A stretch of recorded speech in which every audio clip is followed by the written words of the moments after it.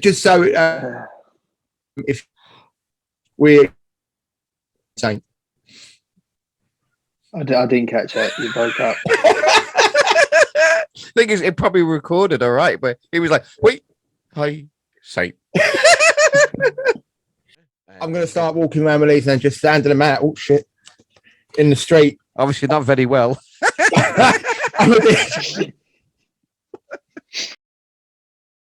Welcome to the Dance Party 247 podcast. You got myself, DJ MV, DJ T, and we've got the very frequent guest, Mr. Sam Saint, with us this evening.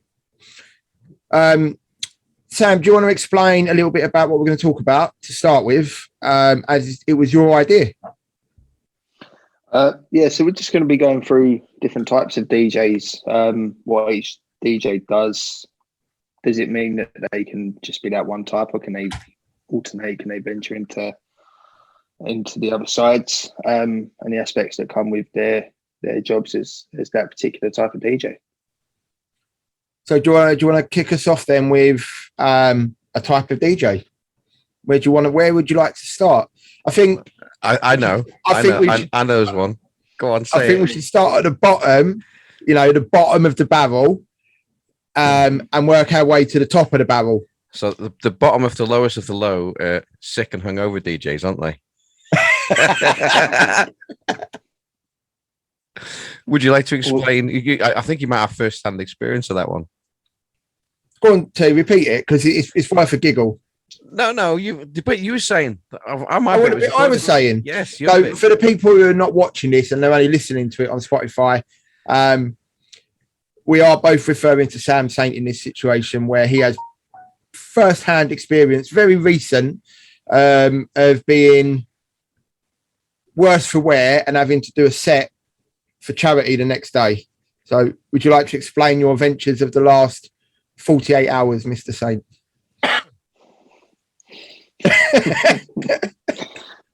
Well, I think the most important thing about this situation, or any situation where the DJ is slightly worse for wear, is they've made a commitment and they've turned up for their set on time. They've played to the best of their ability, and overall they've contributed to the cause. And regardless of whether you're hungover or not, you should be doing that as a DJ.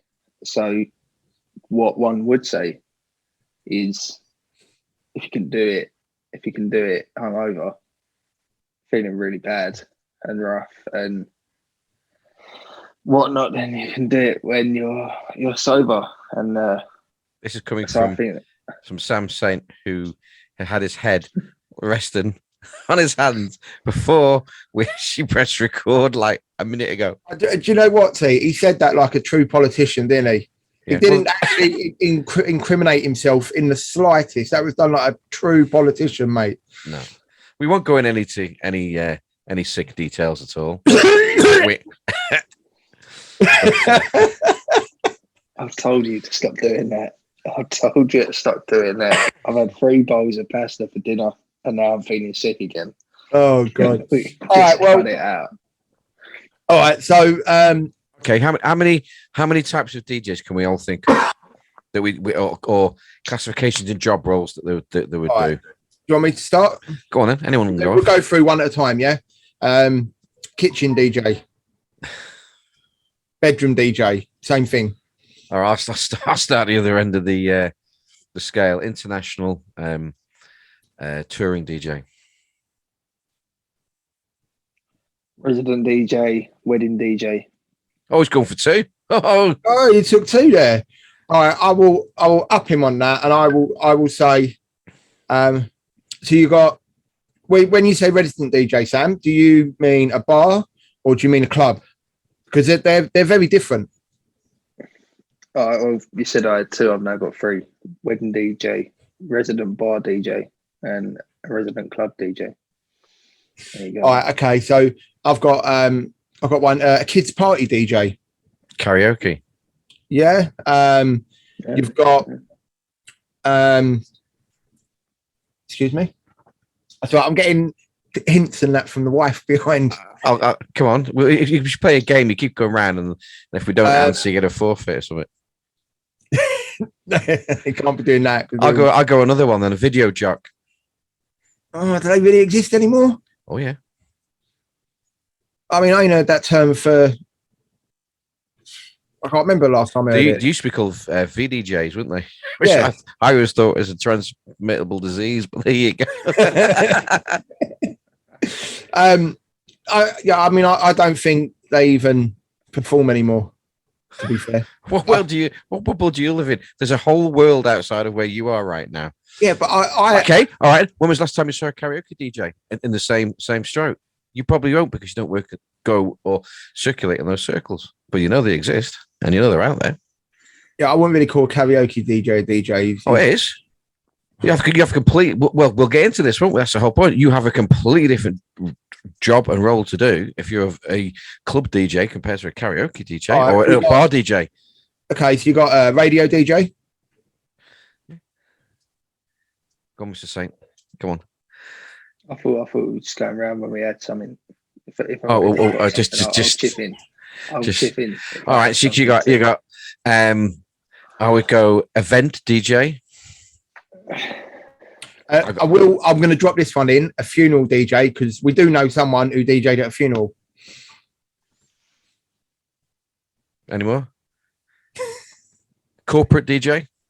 Yeah, I suppose that's separate, isn't it? Because that's a whole different line of education, isn't it? Who was you pointing to when you said funeral DJ? Me. Sorry. TDJ. It looked like you pointed at me, and I was like, well, I don't remember it. It was over again. You did it last night, mate. You just told us. We just don't remember. I mean, you've also got like the intermediate DJs, isn't you? Which will do. Come on, there's one. Come on, there's the most obvious one. You've got like your party DJ, your birthday party, mobile DJ. Typically mobile, we should cover a lot of what we're talking about, haven't it? Yeah.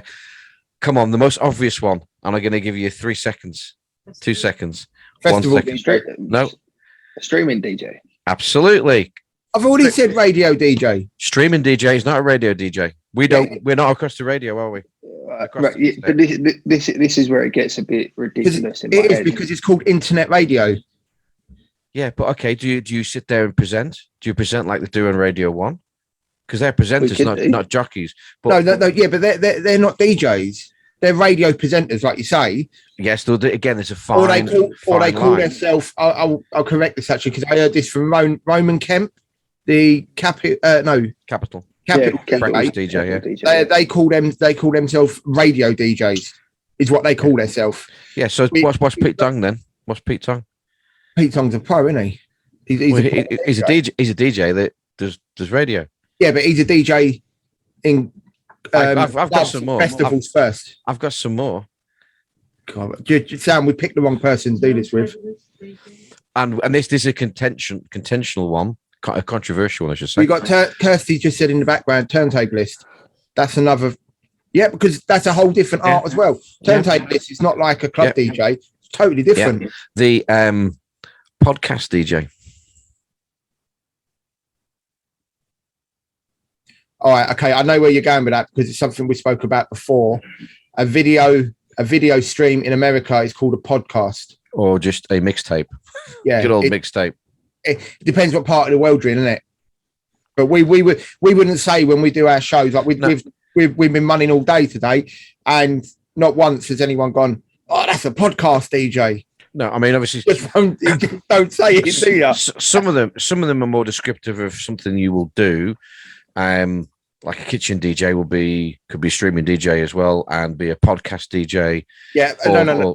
Let's not confuse kitchen DJs. No, okay, we could streaming DJs because that puts us in the kitchen DJ category as well as club DJs and bar DJs. What I'm saying is that there's guidelines, there's boundaries that you would say you would put upon a certain type of DJ in your mind. That would do. So would a club DJ stream? Yeah, would a club DJ stream from their living room or their kitchen? So the kitchen DJ as well as a podcast DJ as well as No, but it depends how you look at it. So what is the highest level that they a kitchen DJ and a kitchen DJ and a stroke bedroom DJ is someone who does not play in clubs and does not play in bars. Yeah, and we've talked about this many times in the podcast before, which is actually technically a derogative term for them. Because what you're doing is saying if you're a kitchen DJ, if you're a home DJ, or a bedroom, the old school one is a bedroom DJ, isn't it? Yeah. Then that's not said with the utmost positivity in reality, is it? No, it's not. But you've got to start somewhere. But yeah, my no, attitude is we all are. But it's said by many DJs that have moved on through that, and many DJs are still bedroom DJs. They still practice. They don't get their own studios or whatever. So, bottom line is that we've all had to come through that, and a lot of DJs say, "Well, I am far removed from that. I'm a professional DJ. I'm no bedroom DJ." Which is, I mean, I was, until I had my studio done, I was DJing in my front room because that's the only space I had.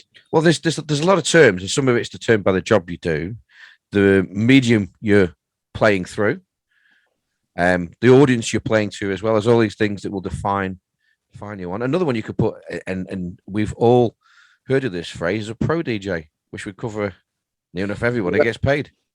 A pro DJ is, I don't think that's the right term for it.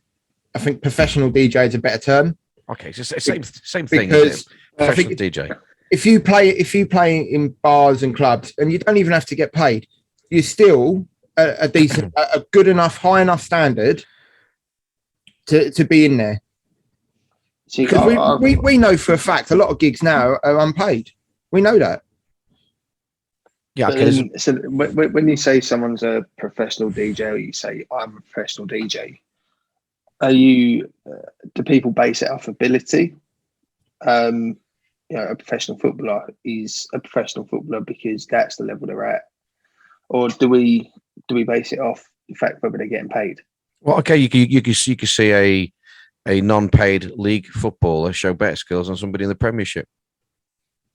They just haven't been scouted and picked up. So how do you differentiate between those that are pro level and not pro level? If you're looking at an absolute definition, the professional means you're just being paid for your services. That doesn't relate to your inherent ability. If you're a pro DJ, you get lots of, or a regular amount of gigs because you're good at what you do. And if you weren't good at what you do, then I just want to add something. Sam, do you remember when, I won't name the venue, we went to a certain venue on a certain night and there was a DJ playing. He would be classed as a professional DJ because he was getting paid. How bad was he? Do you remember me, you and Kirst went up there? Yeah. How bad was that DJ? And it was that actually really wound me up. I mean, DJ. To be fair, Wongi has been playing 25 years, to be fair. Yeah, but he's still not a pro. That guy ain't even here. He ain't even here. He said, where was he tonight? I don't know. Okay, all joking aside, that yes, you as a somebody who has some knowledge or appreciation. Sorry, can I just interrupt? We just received a donation of £100 from Colette Flores. Okay. No idea who she is, but she's just donated £100. Well, thank you, nice. Colette. Thank you. Yeah, I mean, what can you say? Well, you can say that she donated £100 because that's what she did. Right, quite literally.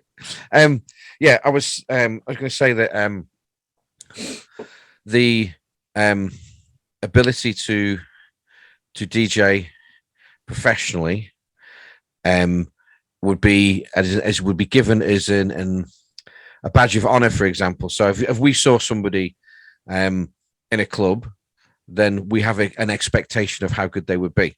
Be professional, as in turn up on time, do the job correctly, dress appropriately, or all that kind of stuff. But also obviously their ability to do their job cleanly, I would say, in a professional manner, and work the floor. But a punter may look at it from a different point of view. It's like he plays all the bangers and they don't hear all the bad mix and everything in between. So it literally, a lot of this is subjectional, isn't it? It's to your own. Yeah, but that's my concern by the label that people put on pro DJ or professional DJ. Actually, the number of people that are actually professional DJs increases vastly, because as long as people can do this, they're a pro DJ. So then realistically, out of that pool of professional DJs that you've now got, how many are professional? And there's one thing I want to add to that, Sam. We had done a podcast a little while ago about sync. Take that element away, how many of them would be good enough to be a pro DJ? If you said that, that is a massive thing, isn't it? Yeah. 100,000 people that you would class as a pro DJ, you sync. Thing is, we would use different terminology, or I would use different terminology than the layman. But it's like any sector. If you're involved in something, you get to know the kind of terminology and the speak to cut through what you're trying to portray more precisely. So I would class a bar DJ and a resident DJ as a working DJ, because they're working. I would leave the pro status in terms of their skill level, because they're all getting money anyway. So I would leave that accolade as like, that's a professional performance tonight. You know what I mean? Which you would say is a compliment rather than, well, yeah, I got paid, mate. But you understand, you put it as a compliment in that respect. So I would say all just working DJs and pro, not professional, but as you elongated it, but pro is a professional approach to. Yeah, but then that's really, really good. Yeah, but you say that like I said when me and Sam went to that venue, it was embarrassing. He was getting paid, but he wasn't professional, then was he? Yeah, but you would say that he's a professional DJ because he's getting paid for his services.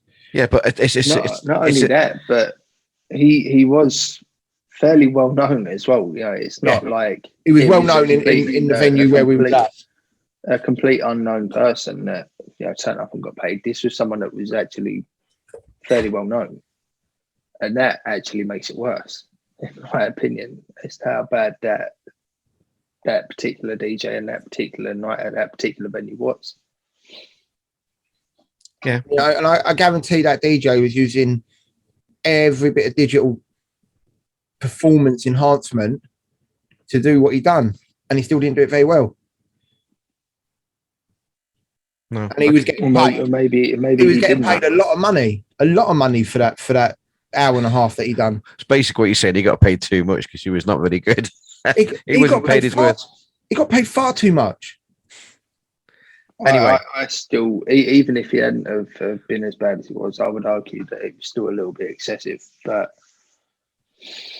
fair play to him because he's making money. You can't argue the fact he's making money.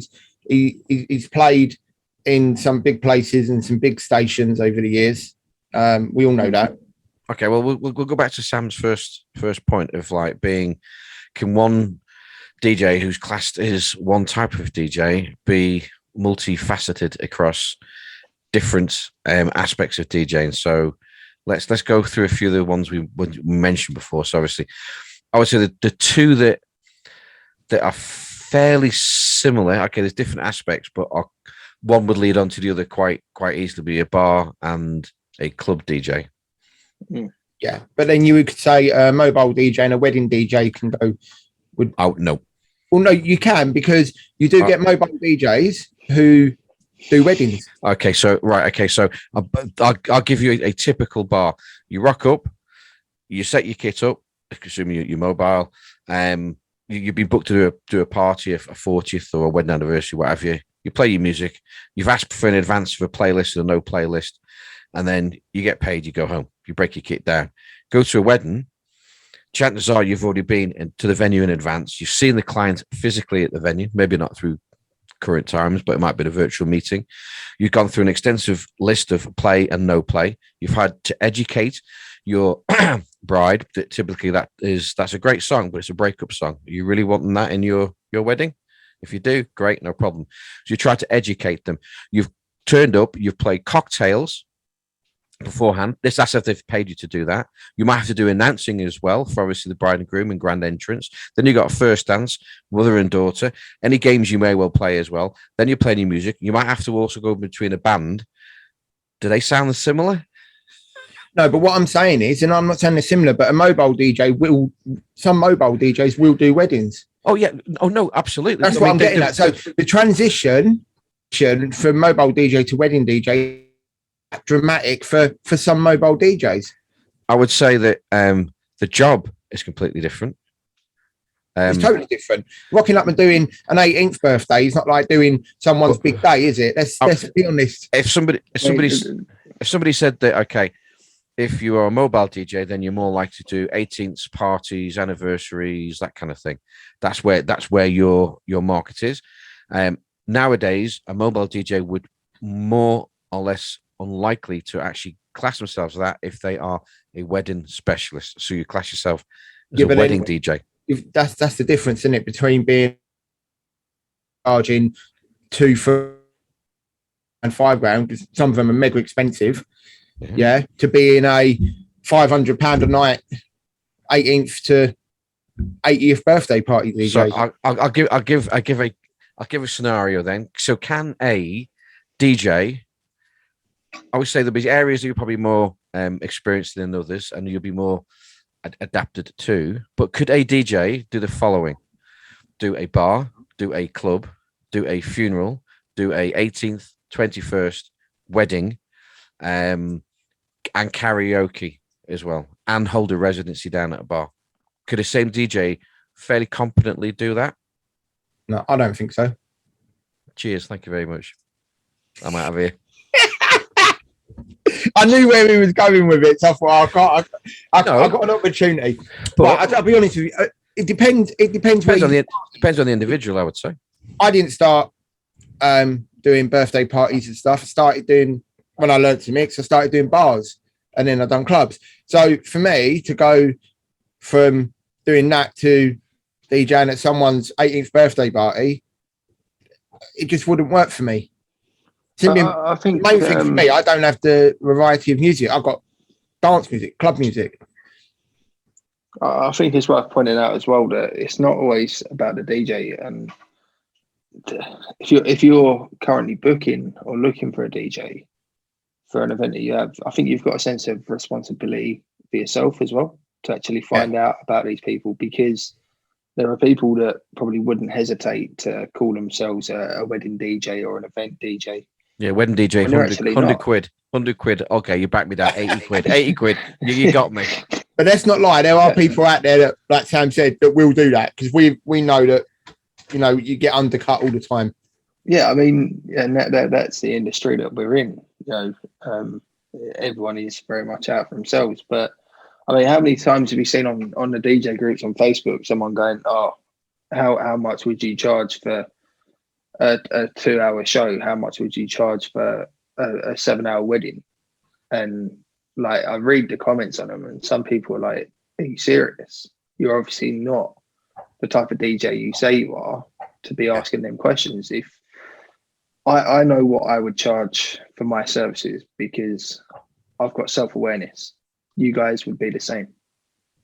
But people are very misled about their abilities sometimes. I would say, in terms of the maturity of the market, in terms of, okay, your superstar DJs, they will earn mega bucks because they're popular. They're booked to go to festivals. I can't imagine Tiesto popping down and going, "I'll do your wedding for you, son. It'd be 80 grand. Yeah. You know what I mean? That's just cheap, isn't it? There are DJs out there that will put their hand on with any event because they want to be working either for money or just because they love it and think, well, if book me and I'll do a half decent job with somebody that probably won't do a half decent job.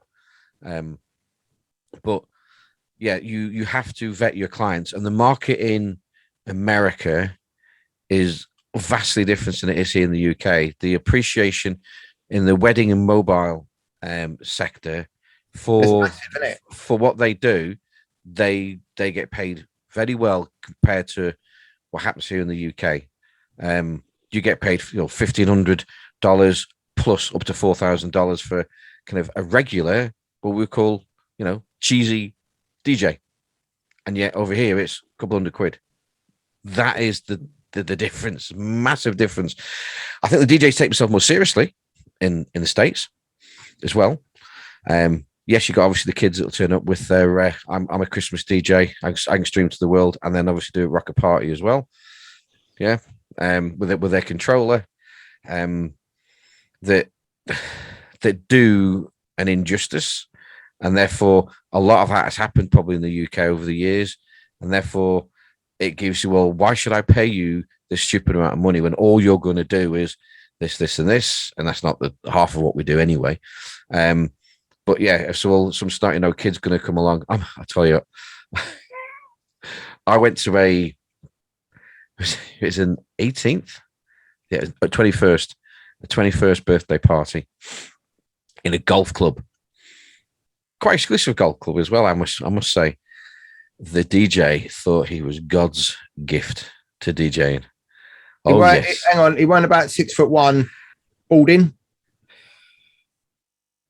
No, there's no way Wongy's 6'1", man.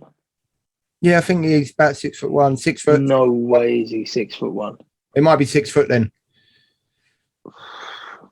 I mean, I can put it this way: for my height, he's just bigger than me. Well, it's 6 foot, 6'1". You just something like you were only 5'3". So 5'6", mate. Yeah, my father was 3 inches away from him. Tim would kill him. My father was 5'3". I'm 5'3", but 15 feet in any other direction. But yes, he was trying to mix. Let's say that he was trying to mix. And normally it's me going, I'll be quite quiet. And Tim says, "Oh, you're looking at the DJ, blah blah blah," and this is like, "Yeah, okay, of course you're gonna." No matter where you go, another DJ will look at another DJ. Yeah, you will. But you sometimes you if you're impressed, you'll keep your mouth shut.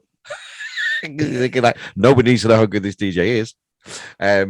If they are not that great, then you might be a bit more have more. You're going to voice your opinion, aren't you? Well, yeah, I might have a little bit more humility about it, thinking it's boosting my ego a little bit here. You know what I mean? But when they're absolutely awful, and then people who would never comment on it around, but knew that I DJ'd, and going, just look at me and go, "What are you thinking?" And I'm going, "Well, if you notice, it's got to be bad, really bad." Yeah. And it was. We went to McDonald's afterwards, and he walked in, and my wife was bigging him up, winding him up, basically. Yeah, I would have. When he walked in, I would have gone clippity clop, clippity clop, clippity clop. The thing is, I got embarrassed because she went, "My husband will teach you how to DJ." I do think it's just a bit of banter, but no, she meant it. I'm like, no, give. I don't want to. He's had a good night from his point of view. He was awful on the effects. He had he had a bass boost. I've never seen anyone do that. He boosted the bass every now and then. You must have had you have your bass boost on like your ghetto blasters. He must have had all of that. I used to have one on my stereo cassette Walkman. Yeah, and he was playing it because all of a sudden you'd press it and that was it. It was like, boom. Yeah, well, there's this extra wall of rumble, and the thing is that equipment was his equipment that had been bought for him, but it was permanently based there because obviously he was their resident, the golfer's resident. So he got the gig, and I'm thinking, how many other nights has he ruined? How many other nights? Somebody tell him. But the thing is, the management, the staff must be thinking, well, he's all right. You know what I mean? It's like, not a chance. But, and that's what you would, and obviously that's a wedding. He would party DJ. Yeah, but. There would be weddings at that venue. Course. Yeah. So again, so he would be a wedding DJ, stroke mobile DJ, birthday party DJ. If he was not professional DJ, if you like. If he was not trying to mix, his music would have been all right. There's nothing wrong with what he played at all. Just take the key element out of DJing, mate. If you're doing a wedding DJ, you don't have to mix a track all night. You can just crossfade between the two. Most do, but because it was a party 21st, he thought he'd show off his skills, which you would. Thinking, great, I got a chance. Yeah, only if you got them. I mean, I've been to weddings before today, and I've ended up playing trance and doing 2 hours of a dance set. and I absolutely loved it. Absolutely loved it. However, not every wedding's like that, is it? So he Well, my thought, wedding would have been like that if you'd bothered to turn up. Yeah, that's bad. yeah, no, it'd be. That's bad be friendship, married. mate. That is. I don't.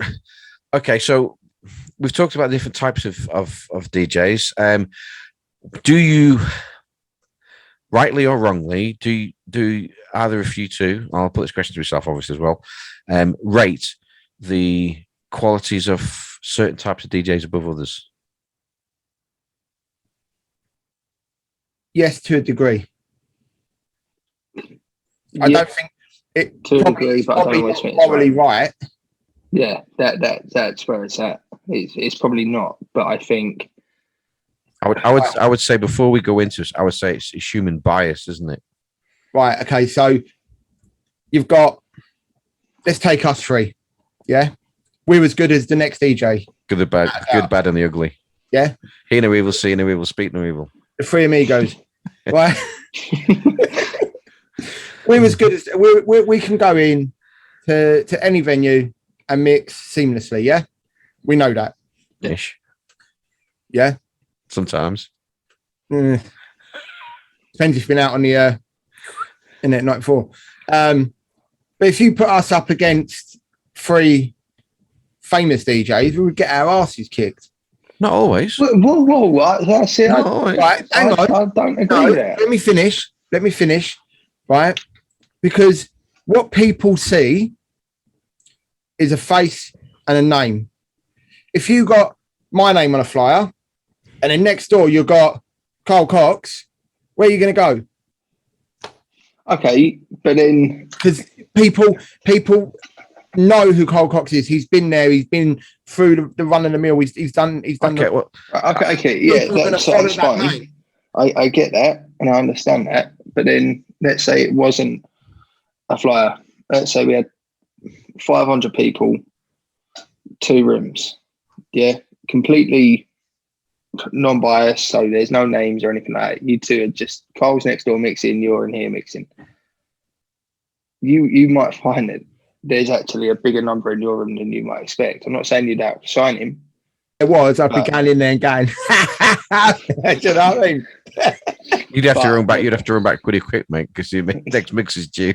It wouldn't be a big. It wouldn't be a big celebration. No, but it'd be a triumph for the little DJ. Oh, hang on.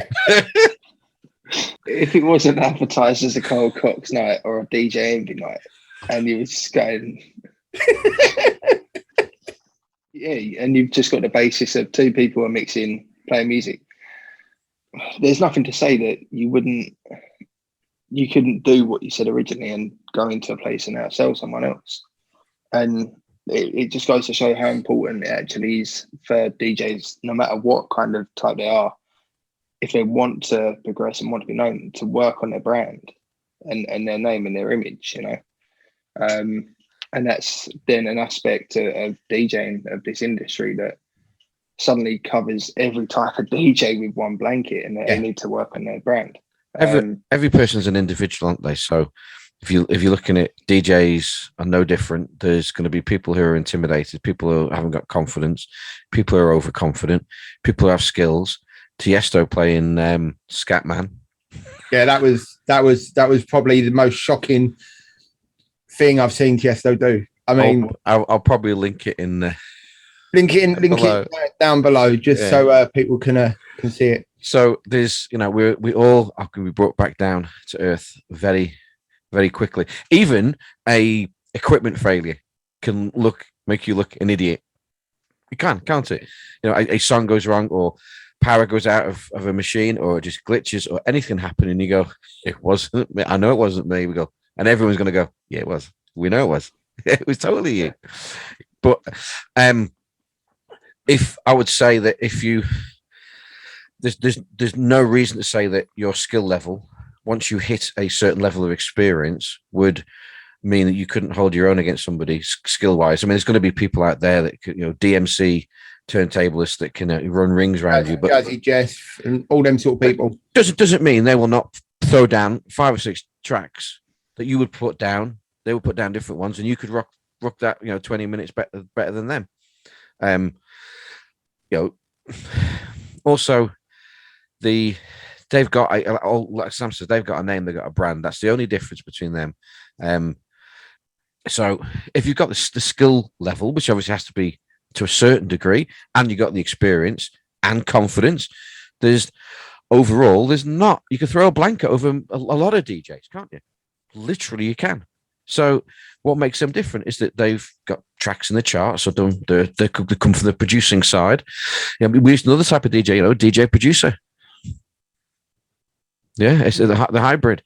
People like Avicii were taught how to DJ after he'd made a load of records. Mm. He was never world class DJ, and his DJ skills are probably enough to rock a party with his tunes. That they're going to play the tunes that are absolute bangers. You just mix them nice and easy. You're not doing 6 or 8 or 10 deck mixes, aren't you? You're not Carl Cox for skill levels and all that. You know what I mean? You're not. I think it's worth as well. You say that it's just about Avicii. He was actually never comfortable DJing to a crowd, despite him doing it and having doing massive shows and festivals and whatnot. He was actually never comfortable doing it. The thing is, you probably enjoyed it in the moment, but a lot of people can't deal with the nerves pressure beforehand, and then obviously then they come down afterwards. You think, I don't want to go through that again. The actual experience is probably not as bad as the anticipation of how bad it is. For me, yeah, you get little nerves when you play out, but I love all that. I think that's great because you soak all that up and you use that. But that's what you play for, isn't it? That's, as an athlete, you train for your race day. Olympics have just started here, and obviously, I'm not a winter person. I really hate the winter, but I can appreciate what those athletes have gone through, the determination, the training, and everything like that to get their day, excuse the pun, in the sun, to get their 15 minutes. Some people obviously are legends in their own sports. Everyone is different, but I can appreciate what a DJ's gone through, what an athlete's gone through, and somebody else. You've been through it yourself. You've been through the mill. So I was never the greatest DJ. I'm not going to be the absolute worst DJ. I'm okay. Matter of opinion, mate. Well, no, but the thing is that it's for other people, isn't it? It is. Other people make their minds up of how good I am. I can't make up how good I am. As an athlete, it was easier. I could pay myself on time and head-to-heads in a direct competition. If you get across the line in front of me, you're better than me on that day. It's easy win. It's clear, isn't it? We're talking stuff that's more subjective. And just because they like the music, you might have been skill-wise worse in your room than Carl Cox, but you played the bangers, you get the crowd. Yeah. Carl Cox could be absolutely tricking his arse off, and he got no one because they can, never heard this before. And he's taken out 20 seconds of that track and it's gone. Let's be honest, though, it doesn't matter what Carl Cox play, people love it. Well, again, obviously, it's the name. With any person that you know who they are, you have an expectation. You know in advance what you're getting. Yeah, you do. Or you have an expectation of what something you're going to get. Yeah, there's less unknown. It's going to be this level or better. You know what I mean? Well, we go back to the Tiesto thing. Everyone thought they knew what they were going to get that night, and then what they ended up with was not what they paid for. Going back to what Sam was saying before, is that I think, and it leads on from what we spoke to last week, is if you can diversify in the types of DJing you do, as well as the genres you do, the types of DJing events, you're not going to, at a funeral, you are not going to be playing the bangers, are you? That's for sure. You know what I mean? You're not going to get people on the dance floor. You're playing. It depends what type of bangers you're playing, doesn't it?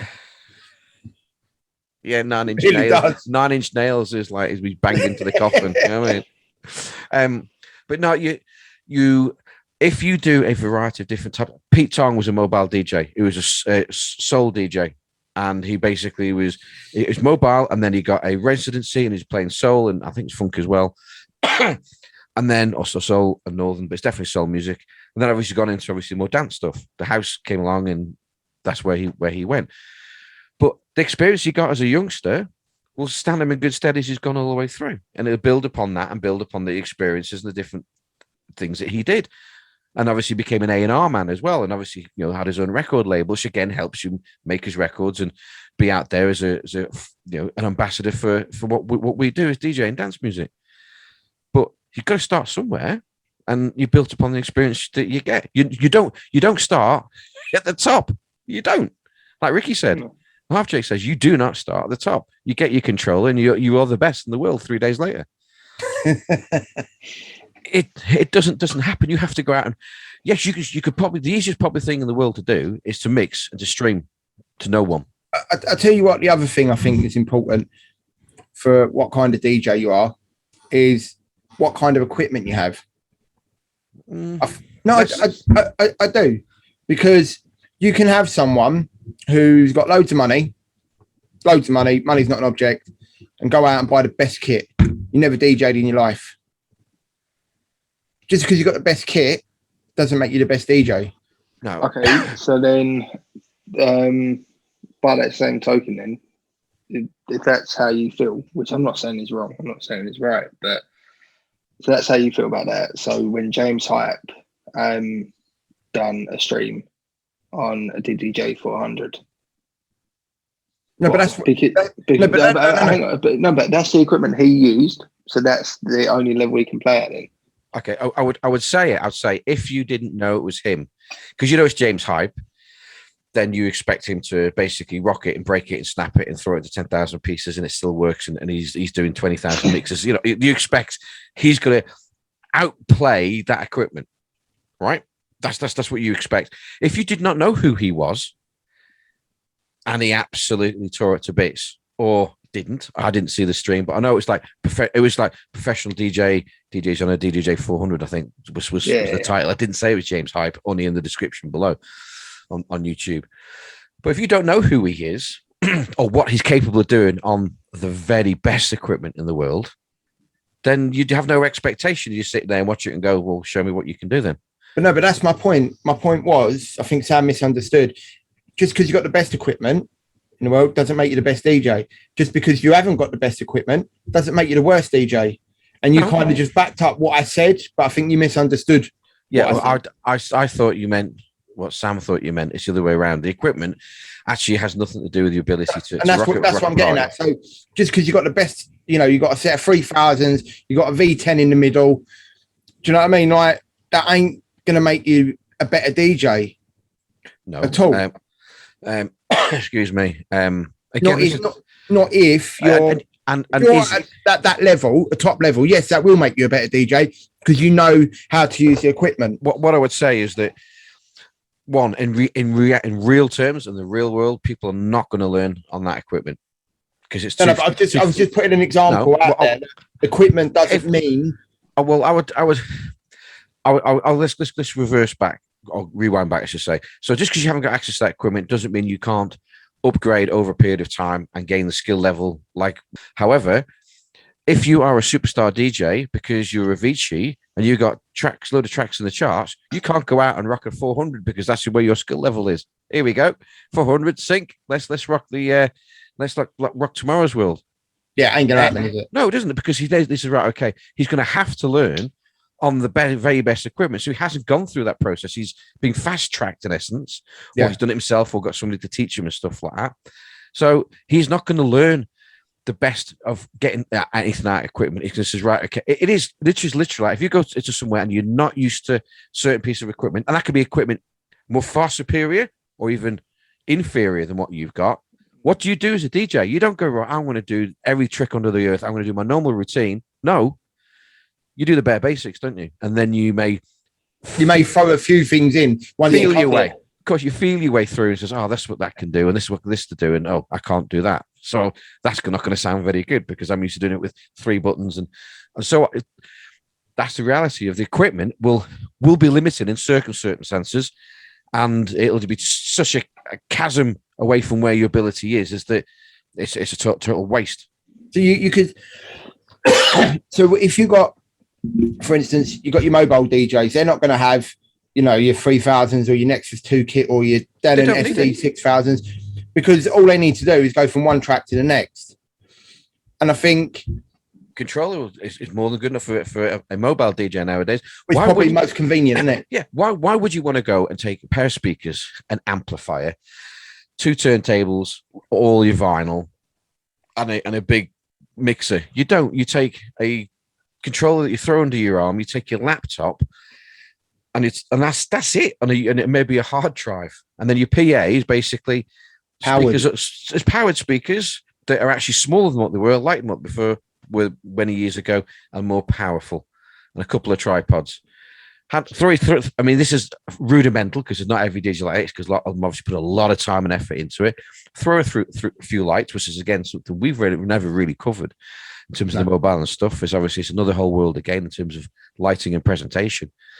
Excuse me. And then you got yourself a setup, but they will not care whatsoever whether you've got a 400 controller, which will do the job, and a mobile setup, or you got an X. Well, okay. But it's way. If you did it the way around, if you got 3,000s for your local pub and a 200 for your club, you might get a few people complaining. Yeah, maybe. Right. So we have gone. We always go off topic, don't we? So the question was: is it I'm not advising, but is it a benefit to actually go out and say, right, okay, to be a better club DJ, if you've worked bars, if you've worked parties, if you've worked weddings, can that make you a better the DJ that you want to be? So I think if you've done bars, it'll make you a better club DJ, yes. Because you've got built that experience. Okay, let's reverse it around then. So you class yourself as a club and bar DJ. Does that make you a good mobile DJ? That would make me shit. So a good mobile DJ, can they make a good bar and club DJ? Maybe. What's more advantage going up? Let's say up the scale. It's not up the scale. That's why I said maybe, because that depends on the person. Yeah, of course it does. What would make me a bad mobile DJ is my music, the style of music that I like to play or that I would play. Mm-hmm. You won't catch me playing R&B. You won't catch me playing charty stuff, like proper charty stuff. Yeah, or like 2000s pop or something like that. Yeah, like some Muppet tried to get me to play last week. Yeah, you didn't even play it. But yeah. I've done my best. You can't get 2000s pop anywhere. He just don't exist. Well, the thing is, it comes down to, we're talking about basically assuming that all DJs are the same. You're a blank canvas, and you say, right, first job that comes along, I'll do that, and that's what I class myself as, and I'll do that and class myself as that. Let's be honest. A lot of DJs go into the club scene. That's what they want to do. They go into the club scene. Some DJs are realistic that I might get there, but I got a mate who got a bar, and I can do some of that first and get the experience there, which will help me there. That's a good idea, and at least I'm learning in between. I'm applying my trade, my apprenticeship, whatever you want to call it. Some people's like, I don't want to do that. I have no inkling whatsoever. I'm a kids DJ, karaoke DJ. Don't want to mix. Never have the inkling to do it. Go out, enjoy myself. And maybe earn a couple of quid in the process. It's not a main income for them. Or it might be a main income for them, and they've got an agency, several DJs working underneath them, and they're just quite happy just going out and just doing one gig every so often. But I can't think of anything worse than DJing to a room of people that want every type of genre that there is. Like, I can't think of anything worse, anything more frustrating and irritating, and it just gives me a migraine. You started off as a mobile DJ. I never done that. Yeah, so if I'd have done that, I would have had, all that music. Yeah, but again, there's some stuff I'm playing that I would not listen to. I mean, I'll probably. But so the reality is that if it was on in a bar, you got no much choice. If it's on the radio, it's very easy. It's like you just turn it off, didn't you? I bet you when we're all done on for the week, I bet you T sitting there, got Elvis on, got a cigar. Bit of jazz, be cool. It's time to chill back now, isn't it? But you're always going to gravitate to what you like. Doesn't mean it's for me. I have a broad spectrum of what I will gladly play. There's not a lot I wouldn't play, but I mean, it's not what do I want to play? Well, that's quite narrow. It's just what I want to focus on. But I won't. And then this might sound a bit anal, but I ain't gonna go. You won't compromise. I will compromise less than me. Yeah, I won't play. What was that track you played at that venue? Yeah, it was Cotton Eye Joe, but it was a wicked mix. It was. Right. It was a rave mix. Did Yeah, it go down? Did it go down well? Did I play Oh, to the crowd? Yes, I did. Would I want to play that if I was in Fabric or Ministry Mate, of Sound? I dropped some. Good job. Good job. Nothing. Cut out. You cut out when you tried to swear. I dropped Didn't some hear that. bangers. We didn't hear And- any of that. I dropped some bangers. No, before when you start swearing, we got an F, and then nothing after that.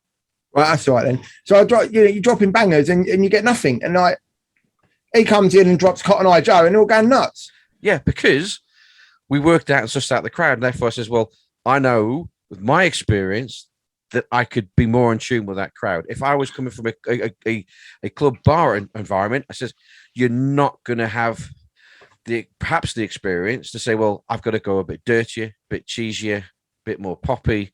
Well, I'm not prepared to do that. Okay, you're not prepared to do that. But when we played that night out, there was one of us that was prepared to do that and source enough stuff that it was had some, I say some, I don't know how much, some level of credibility in what was played. No, there was no credibility in that. Sorry. Yeah. Didn't you? No, there was the Macarena as well. I played Macarena, but okay. So it's Half Jake. Half Jake's played the Macarena. Yeah, Up in I played Scotland it at the on. bar. I played it on the radio for a laugh. You wouldn't catch me playing it in a club. Okay, well let's talk. I'd be about walking out with my towel between my legs with big red cheeks, going, "Oh my god, Okay, what have I done?" right. Well, this is the ace card. This is what I've been waiting for since June, July. So we're talking about stuff you will not play. You banned me pretty much for playing a Fatboy Slim track, a Yes. classic, No, not a remix. no, it's Not a not. remix. Right, let's get this straight. It's not the track. It's the idiot in the middle of it. No, okay. Well, on a serious note, though, you got a song that's basically overall has got more credibility in a club environment than Cotton Eye Joe on the remix that I played. But you personally take the fence that you can't play that? That's rubbish. That's even worse. It's like it's personal taste, isn't it? It's whatever. Yeah, but let's be honest. I mean, there's nothing wrong with Fatboy Slim. Sam, Original track. don't, because if we get it done for copyright, it comes over. No, he's muted himself. All right. Yeah, I mean, it does come down to personal choice. Personally, I think if you're in a club, and this is what baffles me about clubs today, not all clubs, but some of the clubs that we've visited, they don't want club music. That's not what they want. No, They not want- a lot of it. Not they a want lot of it cheese. is. Well, okay. Excuse me. I would say that the way I look at it is a club DJ is a completely different job description than it is from a mobile DJ or a kids party DJ or whatever. And obviously, there's in pay, not necessarily the work you'd actually do or how skilled you'd have to be, but in pay, there's obviously a scale, isn't there? Yeah, there's But realities. a mobile DJ is here, and your club DJs are sort of there. They get paid a lot more for a shorter period of time. Exactly. So especially you're the best of the best or Yeah. the highest paid. Yeah, your Um, higher paid DJs definitely. Again, has no bearing over your skill level or the job or the hours you work, like you just said. But there is a pay, and if those few that get that, you probably get more working mobile DJs better paid than you will do majority of resident DJs in clubs. Yeah, because you'll do 3 hours, and you'll probably Yeah. only get Well, and the average pay is what 300 quid. two and a half hundred quid for a night of DJing in a club, and you can earn 300 quid, 500 quid, £800, £1,000 for a wedding or high Yeah, but- party or Again, it comes down to personal preference. I'd rather earn less money and do what I love doing than playing a load of cheesy crap. yeah. Again, just because. Okay, you say okay, just because it's a wedding, then does it mean it's every wedding's going to be typical? No, because I would have if I'd been playing in a club that night, I would have not have been playing Naughty's Trance for an hour or absolute Naughty's Naughty's Bangers, and I've thoroughly enjoyed it. Was it the most up to date stuff at the time? No, of course it's not. Not a chance. However, it's better than playing Cotton Eye Joe on the original let's be honest. Or Macarena. You're a Cotton Eye Joe fan. Or I can imagine with his straw hat and his bit of straw, giving it all that. I mean, you're looking at it from that point of view. The people that are not watching and listening, that was me dancing with a straw hat and a bit of straw out my mouth. I mean, come on, Agadoo, and you go, oops, upside the head. You know what? We've all done stupid stuff to that when we've been drunk enough or enough chemicals in our body. you make something. Come on, up you come. Yeah. No. What's the one where they all sit on the floor and they give it all that? Oops upside your head. I can't know the name of the track. I just know it's oops upside your head. Oh. Yes, I don't know that. You know the one I mean. They all get on the floor like the rowboats. And like that as well. Yeah, you know, Gangnam Style or. Oh God, please! I hate that song. I'm gonna go to bed with a bloody migraine. The thing is, you know what I'm like. Yeah, I know. But the devil in me says, if I'm going to play this, you're going to crisscross yourself all the way to Australia, mate, because I'm looping it until everyone goes, we've had enough of this. And they keep on going. I think T was born of a bit of Stilton. That's what he was born of. He was born of Stilton. In summary, diversification or taking different roles as a DJ, obviously, my personal opinion, it can help. Doesn't necessarily make you any better, any one thing. It's whatever you aspire to be. I mean, put it this way, I never put as much time and effort in to my set. I would have all the songs and I would play them, and I would go a little group of 3 or 4 for that, a little group of 4 for that, and different genres and stuff like that. I would never spend hours and hours of searching, hours of putting everything through a process of mixing key, platinum notes, record box, all that kind of stuff to play an hour. I put 4 hours in to play an hour. I would never do that for a mobile. You would never do it. You just download a load of tunes and off you go. Yeah. I've done one kids party. I've done my mate's 18th birthday party, and I've done a party for Wongy. They're the only parties I've ever done. I've always done bars and clubs. But it's where you put the emphasis, where you put your heart, isn't it? You know what I mean? I would always go do a party from the view of, if I can bring it a little bit more clubby or a little bit more charty and then do a bit more mixing, I would be like that. I was trying to edge it, put me into the night. That's what I would do. But I'm not any happier doing one or the other. But what I want to be is, I would love to be on a festival with thousands of people in front of me, mixing the music that I love. Sometimes but you can't mix Cotton Eye Joe and the Venga Boys. No, I wouldn't. What I'm saying is that everything. Think about it. Everything. I want to be your lover. I want to get with your friend. Reach up. Everything we've all experienced in life to this point has made us who we are, and may well have a bearing on what we become. So, I may have done other certain gigs and then take experience and put that in to help me to a degree. Says, you know what, I may have to do this, or this, or I guess just a simple. We did the DJ test, didn't we, in one of the podcasts? I want to do that again because I think we'd have different scores now. Because at one point it's like it says, equipment. Well, if you're mobile, you have to set up your own equipment. You have to get to know how to do your equipment. Simple as that. If you're a club DJ, you go in, you go, right, plug the controller in, microphone, done. But let's be honest, not even. It depends where you play. Most proper clubs. Oh yeah, go to USB. Will have their own equipment. You walk in with your USB, your headphones, bosh, off you go. Yeah, you think like, well, how do you route? How do you set up a stream? How do you route your equipment and your PA? Set that up, and then get that onto your computer, up onto the internet. So some people can't do that. No, some people can't, Mr. Saint. No, but it's true, isn't it? When you first came to us, you struggled in terms of the setup because your father helped you. And you obviously you came to us to help you set up on the internet radio station to stream. Now you could do that so much more easily, going on nearly 2 years down the line, can't you? I mean, I said that to you guys a few weeks ago, I think, just on a regular phone call. And that's where it comes into it. You start off. I mean, we all started off at the bottom. I started off I was one of them people that done live streams to 3 people on Facebook.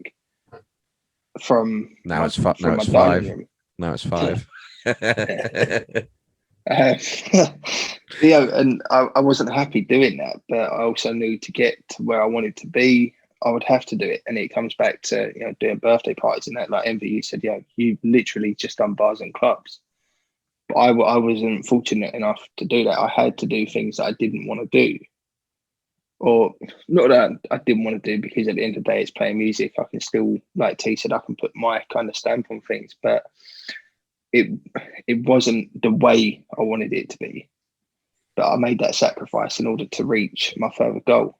Honest though, the difference is when you've started DJing and when I started and I ended up in bars and clubs and stuff, was because the way things were back then. There weren't like there is now. People are more aware of what's what with DJing, aren't they? Where back then it was like you had your mobile DJs, wedding DJs, and then you had your bars and clubs. That was really it. Well, if I'll give you a kind of a plan that kind of goes in your head. It's changed a little bit now because the people in front of us, the pioneers of our of what we do, DJing, there's a lot of them are still around. They're not actually retired. They are old. I mean, they got 50 and 60-year-olds in a club still rocking it behind the decks. So typically you'd be like, okay, there comes a point where you might get to be a resident of a DJ. You've done your mobiles, your parties and that kind of stuff. And then maybe some weddings or whatever you've done. And then if you go into the bars, if that's what you want to do, and this is kind of what I had in my mind. So I've got some experience of doing this stuff, maybe get some clubs. There'll come a point where I'm too old to do clubs. There'll come a point I cannot, it would just look stupid for me to in a club. It may well do now, come to you two. I know it would. However, I'll just take that away from you. Then it comes a point where you say, well, I still want to DJ, but I don't want to, it's like Formula One drivers. They come to a peak and they'll just say, right, I can't do it anymore. I have to then, and I say go down the different levels, but you say, well, okay, I can still be a mobile DJ in my 70s. There's a lot of DJs out there in the 50s, 60s, and 70s. Yeah, but I bet you wouldn't be a mobile DJ at a kids' party in your 70s, would you? You probably wouldn't, but again, it's down to the individual, isn't it? I mean, there's certain there's certain things that you say, well, I don't want to go, I don't want to do that again. Yeah, but for me, if when I give up doing all the bars and clubs that we're doing and that, I would probably just do streaming. I would probably just be a radio DJ. Yeah, absolutely. I mean, radio DJs, you go on forever and ever and a day. I mean, the 70s, 80s, or what have you. I mean, into broadcasting, and maybe that's kind of you think you do as well. Okay, it's the next chapter of my career, isn't it? I mean, I went from an athlete. I knew I was never going to be an athlete all my life, even though you can compete when you're older. But the level at which you're going to compete at, yeah. But when you're at your peak, you think it's never going to end. Oh, but in reality, we all know it is. Yeah, but you don't. You never admit to yourself. I remember when I was at my fittest and that, it was like I couldn't be beaten. And then as I got that little bit older, things started down. I started to lose a couple of fights and things like that. And then so I went into coaching. That's what I did. I went down the pub. Well, the thing is, it's a kind of where's the next step? So if you can't do the sport anymore, or you can't be as competitive, you still could do the sport, but obviously you go into masters competitions or whatever, or you could have done some exhibition fights. There's nothing stopping you doing that. You could have done. I told you what happened, didn't I? Yeah, I know. You just knock them out no matter what. But anyway, the point is basically that obviously there's a logical step to when obviously, but you still got DJs. Pete Tong's in his 60s now. Carl Cox obviously is in his mid to late 50s. You've got Tiesto is pushing 50 now, or just got he's got to be, isn't he? Yeah. And David Guetta is mid 50s. He's pushing 60 now, and he's still voted the world's best DJ. Again, for I would say caveat, is that it's producing as well, because obviously that comes into it, because the public will vote for a producer that's not a DJ, because Deadmau5 never classed himself as DJ, but he gets put in the list, and he's never DJ'd his life, as far as he's concerned. Well, he triggers. Producer and performer. Yeah, he triggers his not a DJ. But, okay, aside, what I'm saying is that you've got DJs that are still, and there are exceptions, because a lot of these, the ones that are still there, obviously there's 10 times that have fallen by the wayside. And there's people, Brandon Block. When was the last time you've seen anything the headline of Brandon Block? Last time I see Brandon Block was at a rain dance event, and I was pickled. He's still DJs, but he's obviously more the revival stuff. You know what I mean? The The 90s old noise. school stuff. I'm sure he'll do clubs around the country, but he's not as big as it. But he's still out there. He's still doing it. So everyone kind of finds a level that's suitable for where they are in their stage of life. I would still like to be rocking it in the next 10 or 15 years in the club, but the reality is there come a point where it will just look and feel too silly, too old, and you begin like, oh, we're not bringing him, are you? We're not bringing him. We can't have him in it. Who's to say that hasn't already happened? Yeah, I know it happens behind my back already. He's got like, Yeah. we'll have to entertain him. Comes down here with a silly haircut. Yeah, yeah. It's like, yeah, maybe that's the reason why I'll retire from clubs and bars, is because like my hair will be so ridiculous, so they won't let me in with a hat anymore. I'll have to get it cut. Oh God. How bad is it? It's flat today. It's quite flat. Got that on, isn't it? Yeah.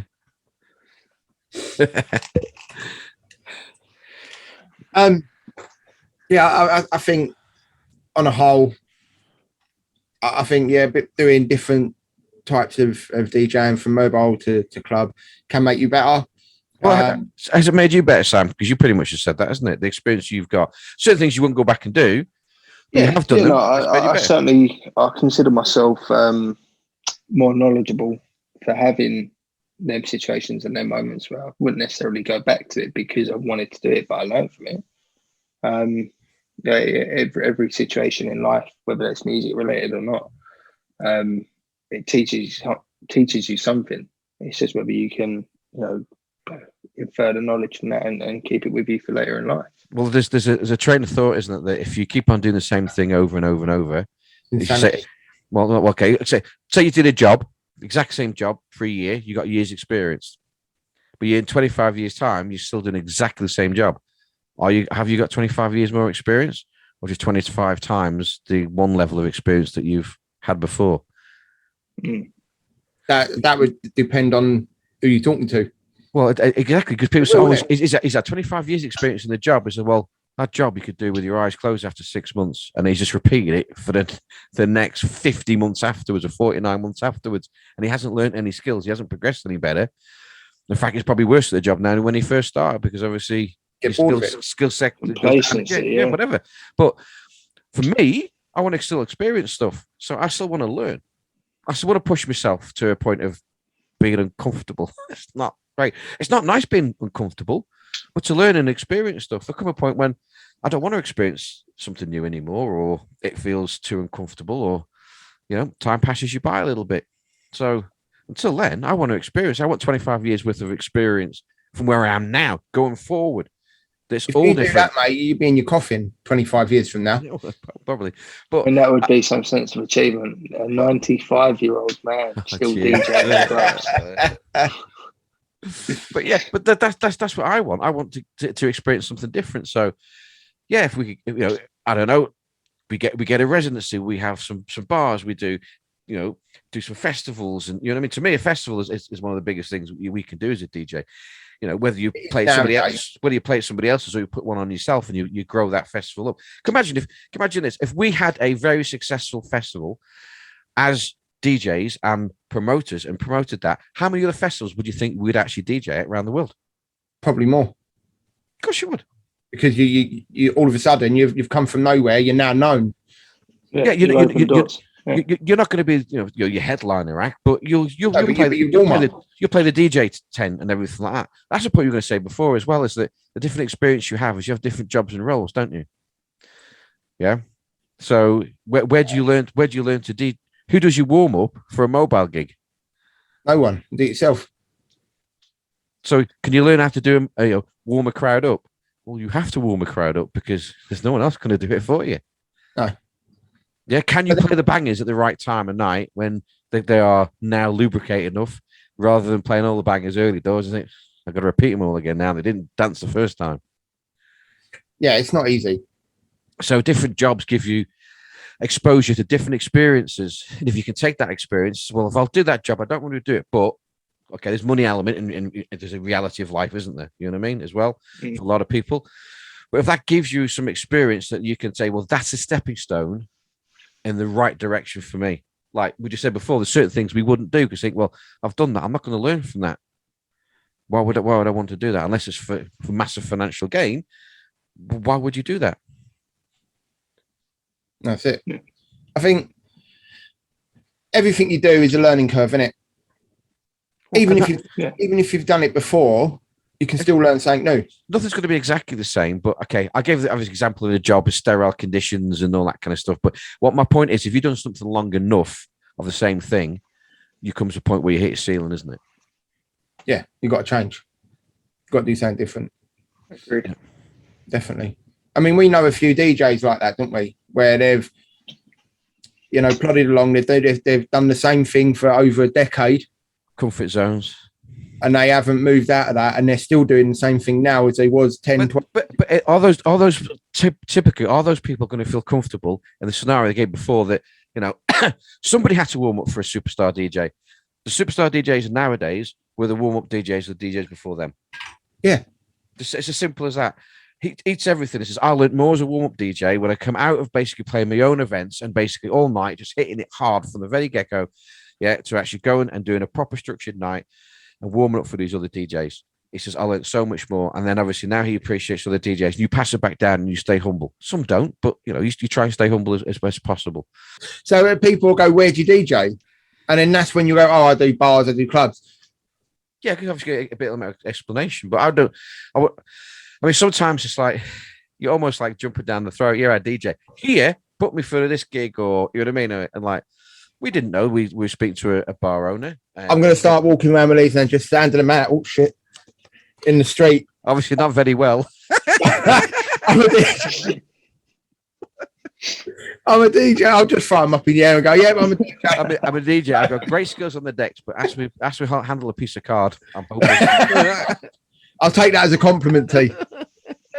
Yeah, as good as you get from me. Yeah. Oh, God. You know what? I think we should have wrapped this up. So thank you for watching and listening to the Dance Party 247 podcast. Like, subscribe, hit the notification bell if you're on YouTube. Like, heart, or whatever needs to be done on whatever you listen on the podcast. And we'll see you next week. Oh, one more. Thank you very much indeed for our regular guest, Mr. Sam Saint and Mr. DJ Envy. I've been the DJ T. Thank you. See you later. Bye-bye. See you later.